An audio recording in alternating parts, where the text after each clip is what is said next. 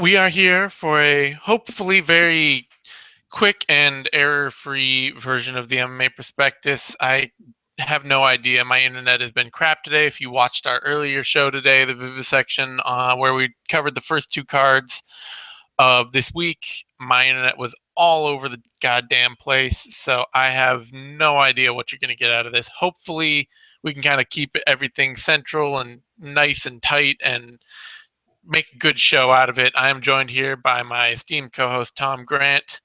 Tom, thank you for showing up this week. It's no problem. I'm apparently having internet problems too today, but hope is on the horizon, at least for me, because Google is looking at Chicago for Google Fiber. So like in 5 years, maybe I won't have this problem. Yeah, that'd be nice. You know, I too fantasize about a world with really nice internet connectivity. Although mine might just be my computer. I don't know. My internet never used to be this bad. My computer could just be crapping out on me. You're dreaming of a world with great internet. So you're basically dreaming of South Korea. Yes. Oh, okay. More or less. Okay. On that note, this week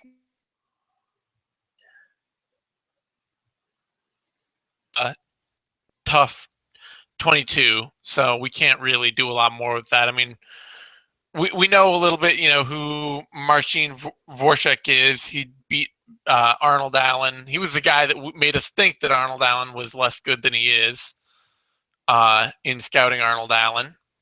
Yeah. And we know who Saul Rogers is, the Hangman. He's a fun, athletic grappler. Seems to be getting a lot better lately, especially in his long Cage Warriors layoff, since that promotion is now dead in the water, it seems like. And Artem Labov, meh.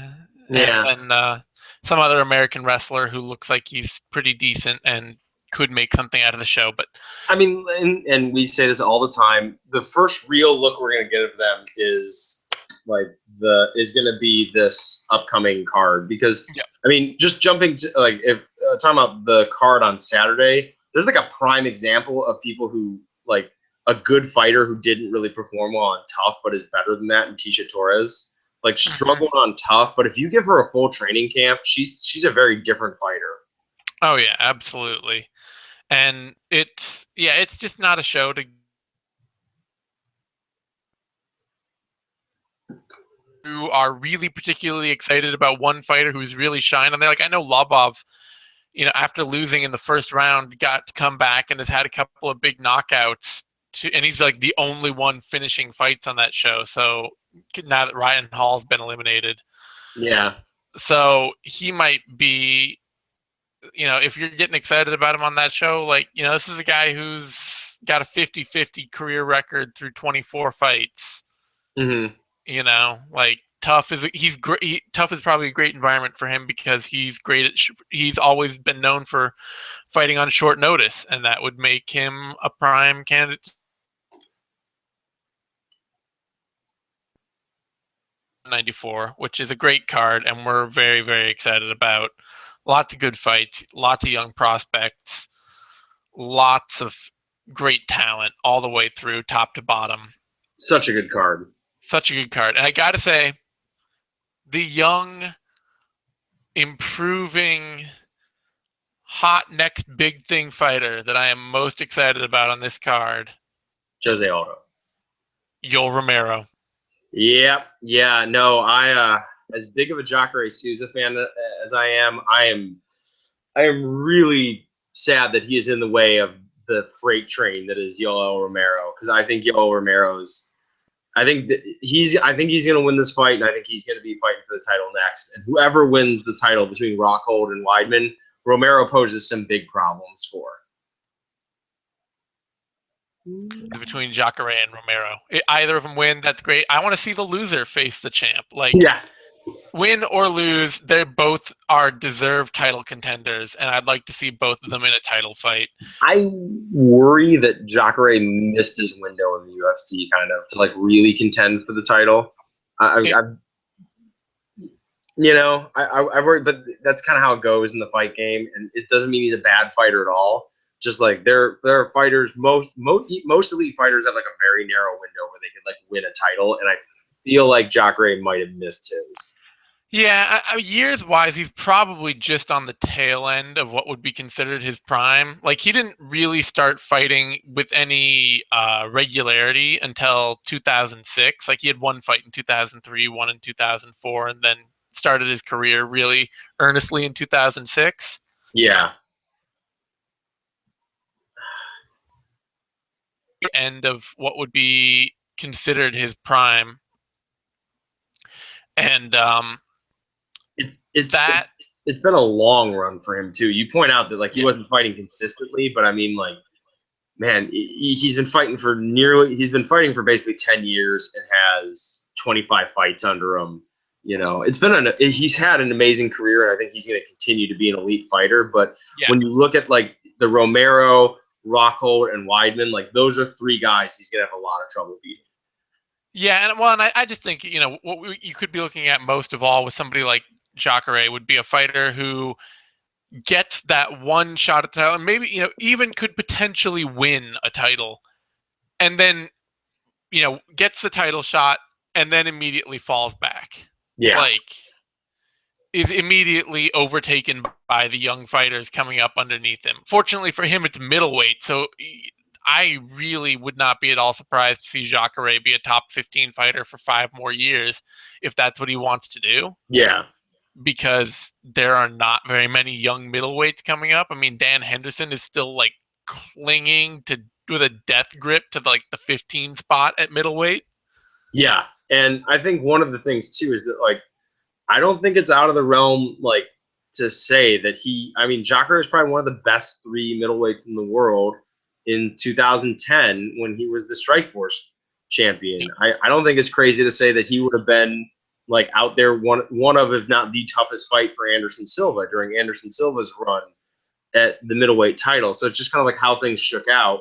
You know, Luke Rockhold beat him, and then since then we've seen Jacare improve. I kind of feel like 2013 was Jacare's true peak. I feel like when he beat this snot out of Yushin Okami, that was like the pinnacle of Jacare's like physical abilities meeting, like the peak of physical ability meeting the peak of technical and experience ability. And since then, the physical abilities have been coming down a little bit. Could be. I'm not sure I'm sold on that yet, but I wouldn't be surprised either way.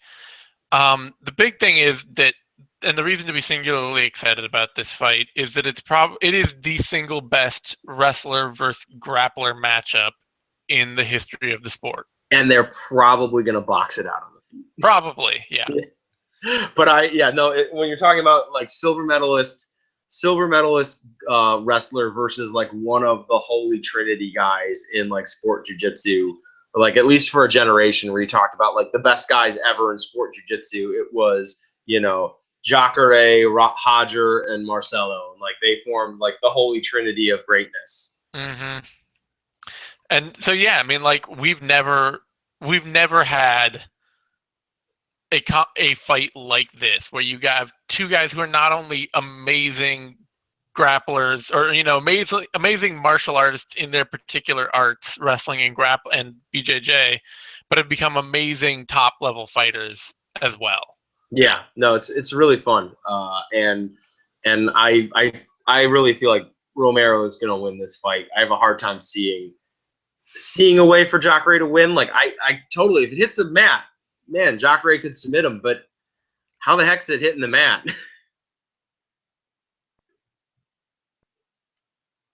How wants to fight, I think. Because there is that version of Romero that is like totally willing to let himself be taken down and just kind of hang out with a guy on his back and just kind of not really seem like he pays any attention to the fight at all. This is true. And Jacare doesn't really.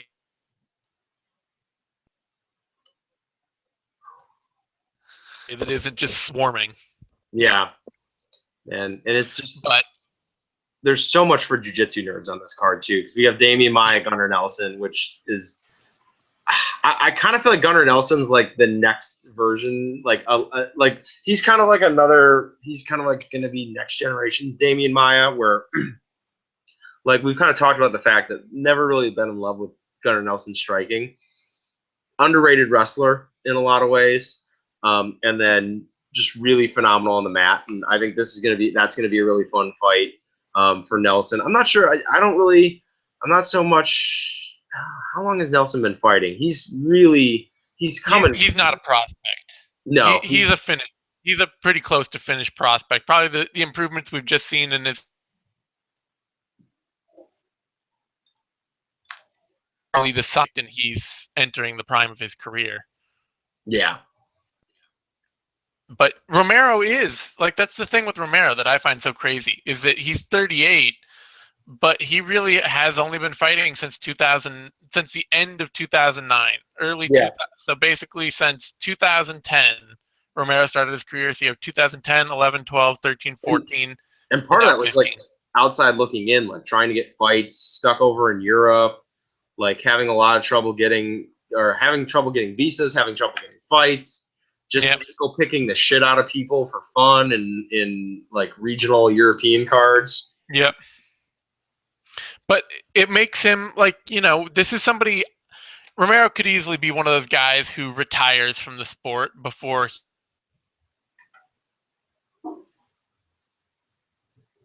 still seen him improve every fight. Like his fight with Machida, he looked way better than ever before. Yeah, man, Machida's been. I just to mindlessly plug two of my things. I just did 2 judo chops this week on Weidman and Rockhold, and somebody made a comment that I was thinking about like, man, Machida's taking a beating in these judo chops. Like Machida's just been on the wrong end of some middleweight ass kickings recently. So to highlight how good this card is, Romero is really the only prospect on the main card. I guess Max Holloway, we could barely still consider Max Holloway a borderline prospect. Yeah. Since he started in late 2010. Yeah. I expect him to continue getting better at what he does for the next couple of years. But Max Holloway, sneakily one of the best strikers in his division already. Oh yeah, no, he really. I mean, he's such a great tale for how little losses matter as a prospect, and how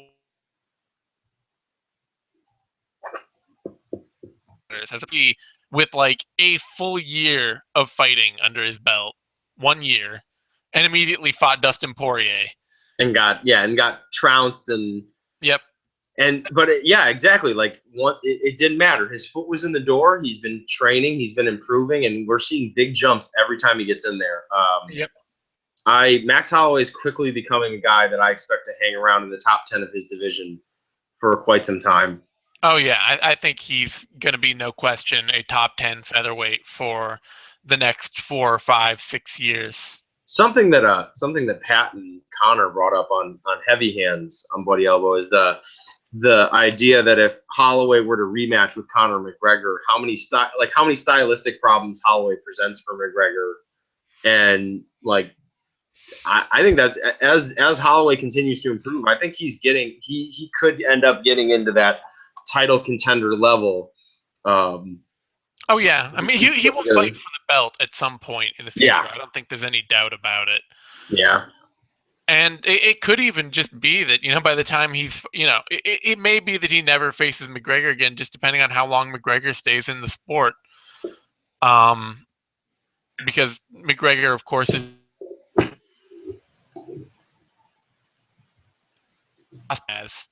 he's still very, he's very much a great fighter in the middle of his career, in the heart of his career. Yeah. But yeah, I mean, McGregor Holloway would be a great fight again.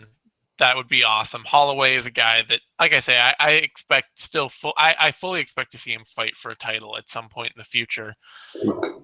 And the run he's on with the wins he's gotten is just phenomenal. And like obviously the Charles Oliveira fight, the ending you don't want to see that an esophagus injury, but it wasn't, though. It wasn't even that. He apparently, he didn't have any damage. That was a preliminary report released too soon, and he'd hurt his neck in training or something. Oh, okay. I guess I never caught up on that, but it was a previous injury that just got re-aggravated. Yeah, I think it might have just been like a stinger or something. Yeah, but either way, like regardless of Max Holloway was shaping up to look badass in that fight. He was Yeah. looking great up in like for the minute and 40 seconds that fight took place in. Well, and that Cub Swanson win was just a masterful performance. Like Yeah, he and absolutely dominated Cub Swanson. yeah, and that's a top flight featherweight win also. It So is.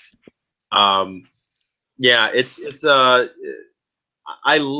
you said, it's nice that a guy like that Max Holloway is getting out there that you can that like more and more fans can start seeing what prospect development looks like, and Yeah. that it's not all about the undefeated record. It's not all about just running through guys, but it's about this idea that you're going to lose some fights. It's about continually improving and making and building yourself a game. Yeah. It's so much about time, and I mean, good training and time. It's really like, do you have a good camp, and do you have enough of the physical tools for a lot of these guys? Do you have enough of the physical tools to stay around while you improve? Like, Mm-hmm. if you're not tough enough, if you're not fast enough, if you're not strong enough, all these things, then all this time while you're getting better, you're going to be losing fights. Whereas, if you're a physical freak, then you can kind of stick around for a while. And I mean, that's how a lot of the fighters, honestly, like, that's why you see some specific fighters go undefeated through their early career, is not because they're showing this amazing displays of skill all the way through. A lot of times it's just because they win a fight that they were losing because they were tough enough to gut it out. Yep. I was gonna say we have a pretty prime example of that on the undercard. With Warley Alves. Oh well, yeah. We have Oh, several examples of it then, because I was thinking of Magomed. yeah, Magomed Mustafayev as well. Yeah, Mustafayev, he really he he is struggled.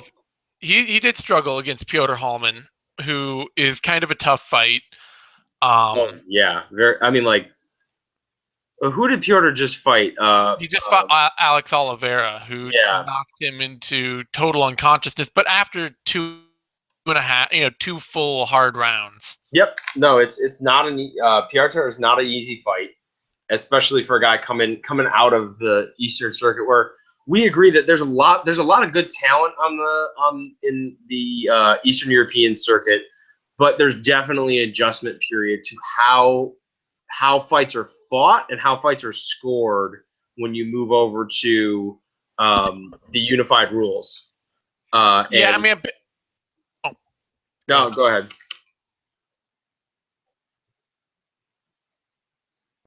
Feel free. Really, the big thing that we've seen out of Eastern Europe, and that's why they end up populating our scouting report, is because time after time after time, you see all these guys where their game may be kind of janky and weird and funky and have all these incomplete pieces, but they are just absolute monsters physically. Yeah, and it's one of they're absolute monsters, and they tend to have at least one area where they're pretty deeply Yeah. technical. Yeah.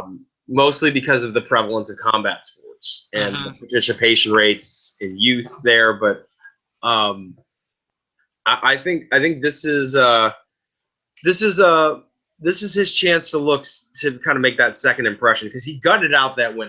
He was not winning that fight until he opened that cut and stopped it. Yeah. I mean, my feeling on it was that he wasn't winning, but he was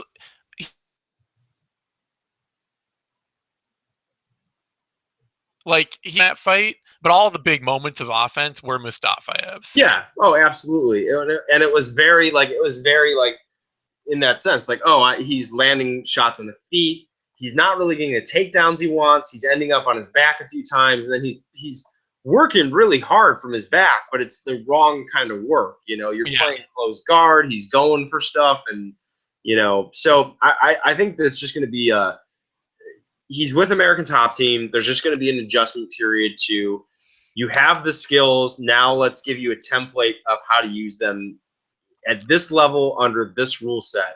I think he might be actually a Jackson Wink now. Oh, did he He, move to? Yeah. Yeah, he left. He didn't ever. He never ended up at American Top Team for some Right. reason. Right. Yeah, because they said that on the broadcast that he never ended up training there. He might be with Jackson Wink now, which I mean they will certainly iron out some kinks in his game.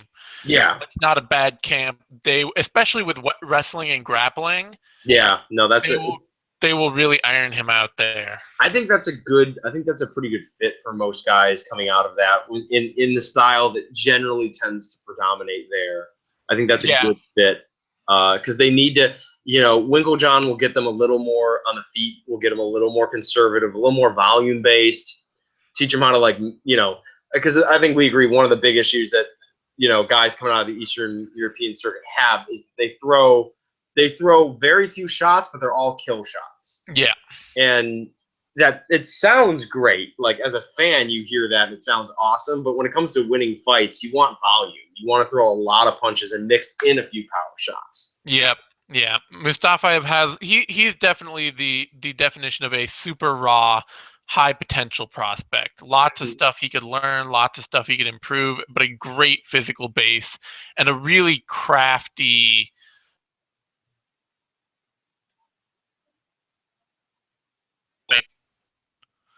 So otherwise, I mean, just moving up the card, we've got Kevin Lee straight away as, the next major prospect on the card. He's somebody who really kind of like he started out with this really funky boxing-esque game that was just not made for MMA at all and has really just kind of stripped that down and come back as a much more complete nuts and bolts modern MMA fighter. Yeah, no, his transformation's been really fun to watch. Um, and I'm trying to figure out where's he fighting out of now. I think he splits time between. It's got him listed at Triumph MMA on Wiki, but I believe he's training out of Extreme Couture. That's so. I mean, it's been really fun to, as you said, like kind of strip away that kind of ineffectual boxing style, and kind of build himself more of an effective game.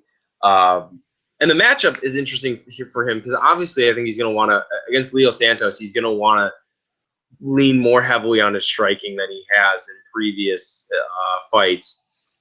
So it'll be interesting to see because he's been historically like kind of a weird boxer submission guy.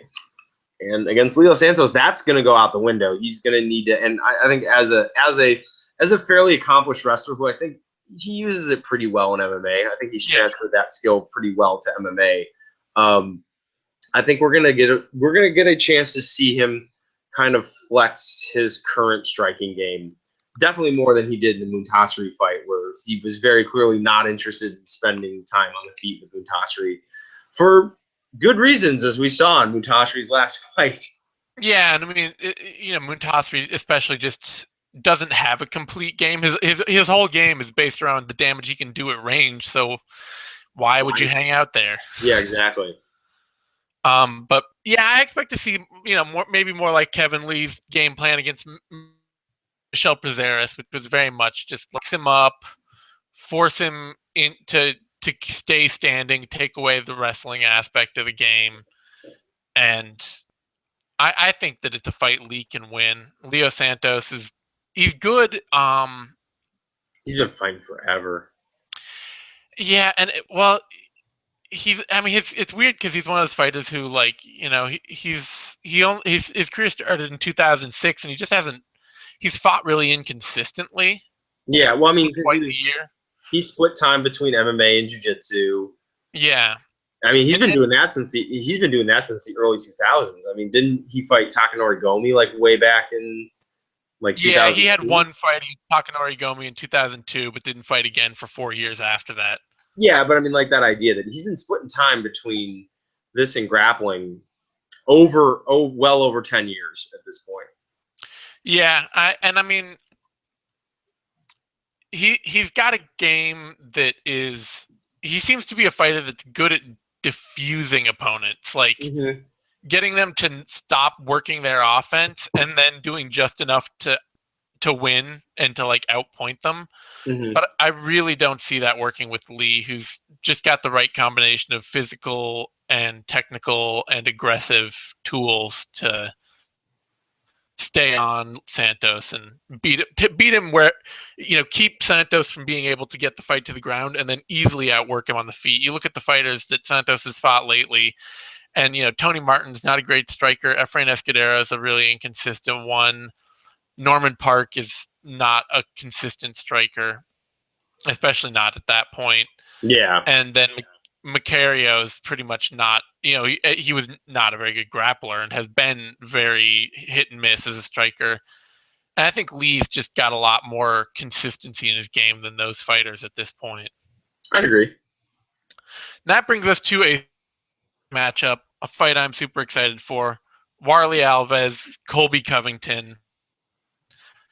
It's probably 2 years too early for this fight for my taste. Yeah. But I am really damned interested to see what comes out of it. Yeah, I'd agree with that. It's Alves is he's a physical beast. He's so big for that division. He towered over Joban in their fight last year. I just remember constantly being like, I went back and watched that fight before we jumped on, and it was just like I'd forgotten how big Alves was compared to Joban.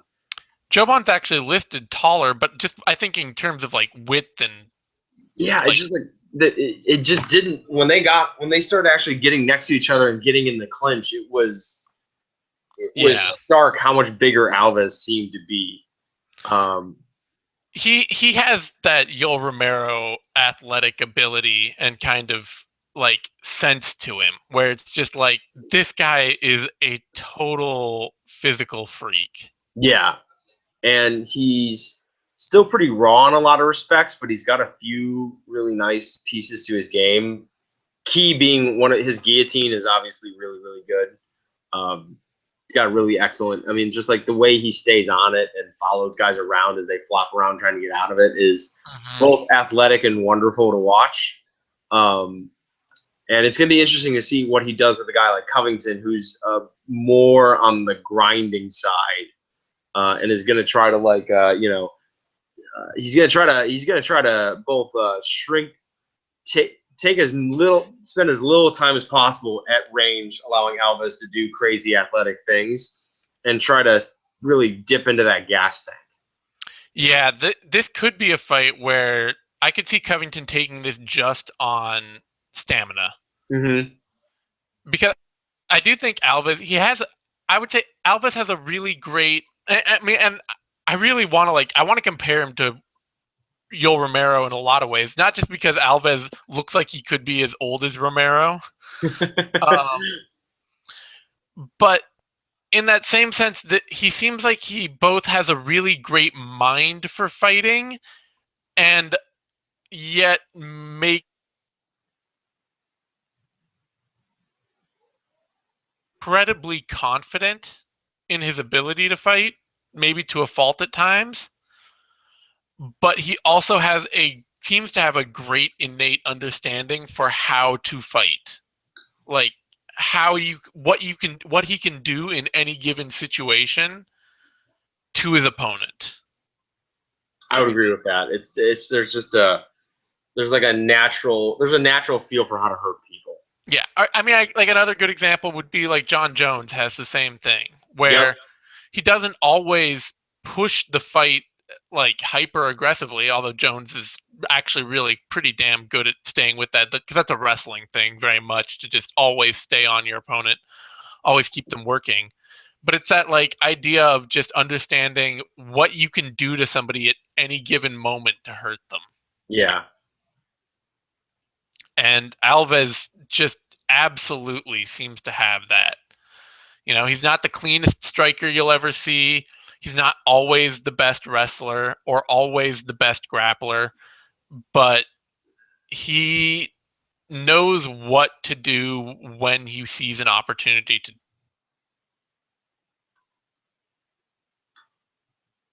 a lot of his up over time, especially training at an X gym. You know, that's Jacare's camp, and Yep. that's not a place that's just gonna leave him raw. So It's a sneaky good camp. yeah, it's a sneaky good camp, and this is going to be interesting because I think if Covington can get the takedowns on Alves, like if Alves just doesn't take that threat seriously, and he might not, and lets himself get taken down, then I could see Alves losing just because he'll gas out trying to burst out of things against a more technical wrestler. But if Alves stuffs those early shots and forces, like, just kind of stops that game, part of Covington's game, dead, I could really see Warley Alves taking this fight to Covington. Yeah, I think it's going to come down to, can Covington get in on the takedowns? Can he keep his neck safe while he does it?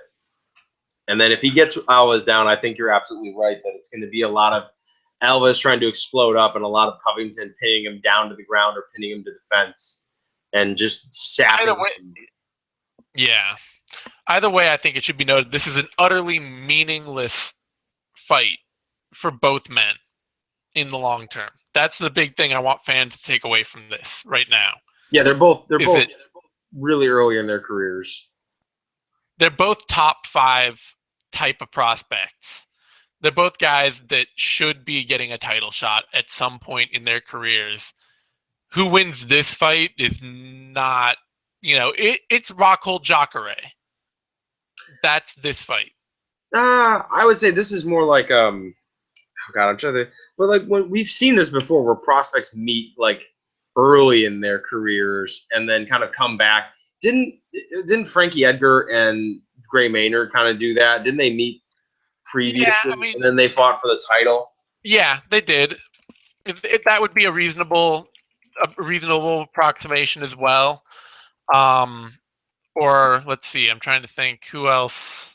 Doesn't happen that often in MMA, honestly. They try to keep prospects apart most times. Yeah, because they met Frankie Edgar, Gray Maynard. Yeah, they met 3 years in, and then but like their rematch was only.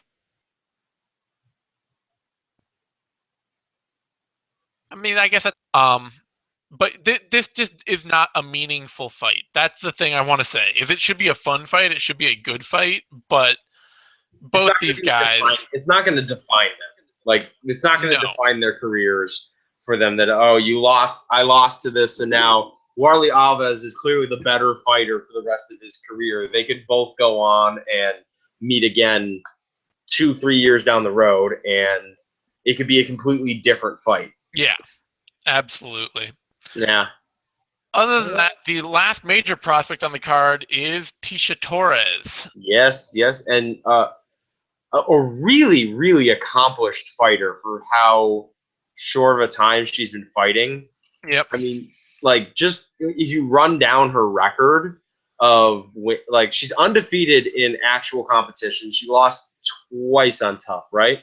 Tecia Torres, did she lose? Yeah, she lost. Yeah, she lost twice on Tough to much better offensive wrestlers, Randa Marcos and Carla Esparza. Yeah. But, like, if you run down her actual professional record, and it's just one of those, it's like Felice Herring, Rose Namajunas, Paige Van Zandt, Angela Hill.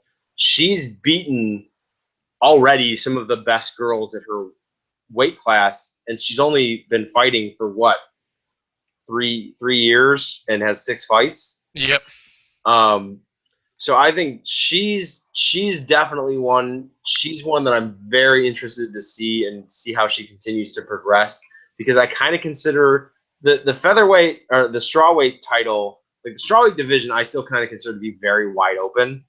I can see this being a title that gets passed around, like, for a couple of years, where it's just, one person holds it for a fight or two, and then another person holds it for a fight or two. Oh, geez, what am I thinking? That's in Dracek's division. Yeah. All right. As that wide open. I've had one hell of a day. I don't know how I just crossed this up. Never mind.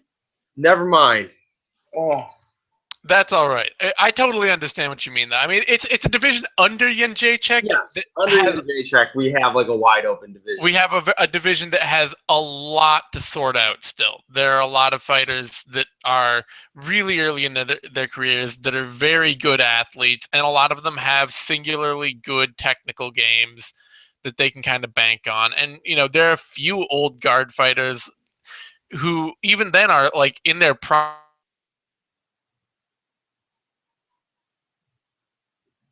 as like old guard, and it's not like they're like 10 years in, Yeah. they're 5 or 6 years in. Yeah, no, and it's one of those things that, besides forgetting probably the best technical striker in the whole damn sport, um, this division is just so interesting in the sense that it doesn't get talked about a lot, but there's a lot of good talent there. And as you just said, it's all pretty young. It's Yep. all like there, and there's no real there's no real old guard kind of holding down the top spots in the division. Um, Jędrzejczyk's not been around very long. Claudia Gadelia's not been around very long. No. Namajunas, Van Zandt, Torres, they're all really young fighters. It could be really interesting to watch a division where you're basically watching the top flight of the division kind of develop together for like the next 10 years. We're probably going to see a lot of rematches, Yep. a lot of trilogies, but it could be a lot of fun. It could be kind of like something of a little mini golden age for the division. Yeah, absolutely. I could easily see that. I hope it happens. I hope the UFC is very willing to just keep them active and keep them fighting, because there's a lot of fun talent there. And um, the big thing I'm looking for out of this fight from Torres is to see what the next evolutionary steps of her wrestling game are, because we saw in the Hill fight that like against somebody who has against a big puncher, she's just willing to just go straight to like power takedown, work the top game, look for submissions, play a very safe game plan. Mm-hmm. Torres is, and Mm-hmm. Liebarger reminds me a lot of Angela Hill, frankly. I mean, she's also a pretty powerful puncher. She's got, she's a deep striker, clean anywhere, but she's big for the division, and she hits hard, and she throws straight punches, and she throws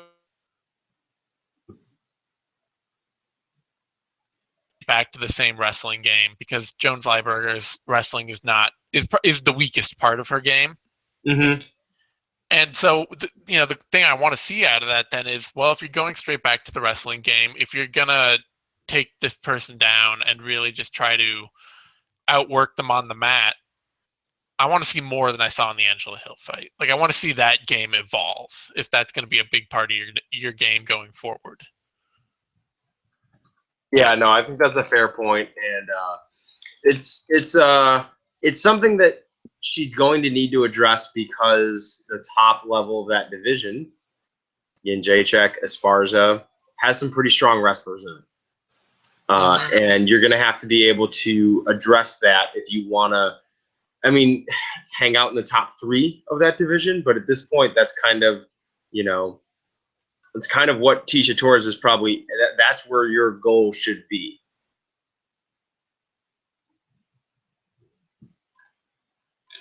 She's got a fun, exciting striking style. She fights at a really high pace, high output, does everything well enough to consistently win fights. And it's really been the defensive wrestling against bigger, more powerful, more practiced fighters. I mean, Randa Marcos may not be more practiced, but she had a much deeper wrestling background than Torres. Mm-hmm. And then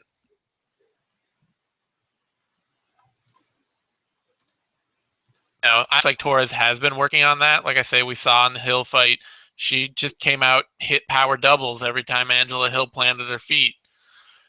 And it'll just be, in this fight, she's got somebody she can take down. What's she going to do when she takes her down? How well is she going to control? Is she going to be able to actually hit submissions? Is she going to be actually able to land ground and pound?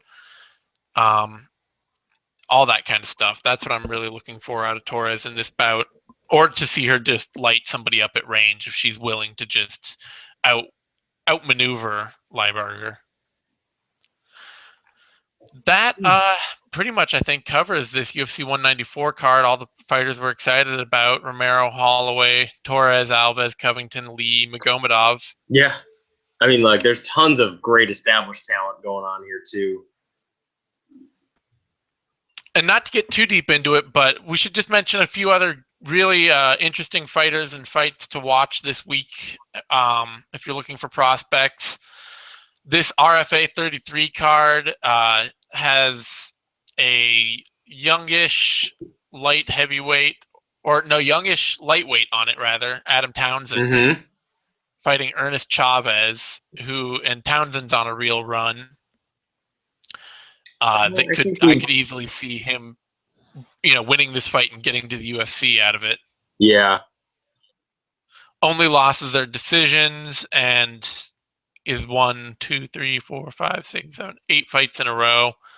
A lot of submissions in there. I could see him getting a call, especially with a win over a former UFC talent. One of those losses too is to Frankie Perez, who not a bad loss. No.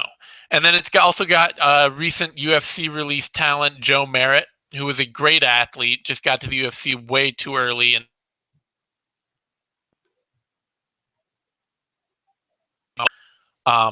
so it's good to see him back in RFA and athlete who could really develop a great game, but he needs the seasoning to do it. Also, Boston Salmon, who's a great bantamweight out of Extreme Couture. Really, a lot of great potential there for Boston Salmon. And top middleweight prospect is scouted by us. Khalil Roundtree is fighting on that card. So it's like a truck. Yeah, that's 1, 2, 3, 4 prospects on that RFA 33 card that are all worth watching. Yeah, it's a short card too. Yeah, well, it might be more fights that haven't been announced on it yet. Yeah, that's true. It's listed at 9 or 10 fights, but just not all of them are listed there. Otherwise, just quickly glancing, I haven't scouted this guy at all, so I'm really not sure. But looking at this Pancrase card here, Pancrase 273, headlined by an Eric Paulson CSW student, Victor Henry. Yeah, Victor Henry is. I took a look at him for the bantamweight. Really good submission grappler. Has done. If people want to go back and you can get a look at him fighting. You can also get a look at him. He did the EBI, like really fun grappler. That card also has classic former top flyweight fighter Mamoru Yamaguchi on it. Ooh. Interestingly, he was the top guy when Tachi Palace was really the only flyweight division around, and I think he was over at King of the Cage for a bit of that. On some other interesting kind of grappling prospects, Kento Kanbi versus Yukita Musashi, and there was one other guy on this undercard that I saw who had a pretty deep grappling record, but I'm failing to recognize who it was now. And over on the 1FC card, there's Mark Striegel is fighting, former long-time PXC fighter and URCC, now over in 1FC.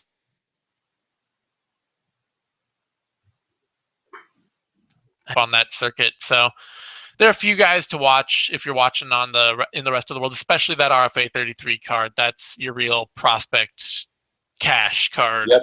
For if you're not getting enough MMA this week already.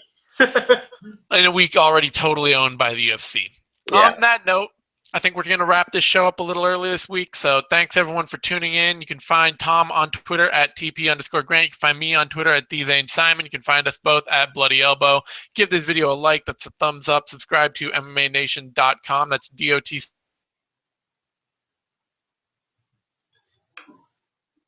Tuning in. I'll be back with another Vivid section tomorrow. We'll have a whole bunch of 6 rounds and all sorts of other stuff. I have no idea what all videos I'm going to be doing this week. So stay tuned, and we'll see you next time.